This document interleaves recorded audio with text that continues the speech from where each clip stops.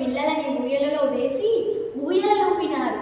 రమయతీతి రామ, చాలా అందంగా ఉన్నాడని, పెద్దవానికి రాముడని, రాముని యందు భక్తి కలిగి ఉండేవాడని, రెండవ వానికి భరతుడని, లక్ష్మణో లక్ష్మి సంపన్న, ముఖంలో లక్ష్మీ కళ ఉన్నదని, మూడవ వానికి లక్ష్మణుడని, నిత్య శత్రుఘ్న, శత్రువులను చీల్చి చెండాడాలని, నాలుగవ వానికి శత్రుఘ్నులని పేర్లు పెట్టినారు. జై శ్రీరామ్, జై శ్రీరామ్. సీతారామచంద్ర మహారాజుకి జై. శ్రీరామ జననం అన్న ఈ హరికథ విన్నవారికి సకల శుభాలు కలుగుగాక. రామచంద్రాయ జనక రాజరాయ మనోహరాయ మామకాభీష్టదాయ మహిత మంగళ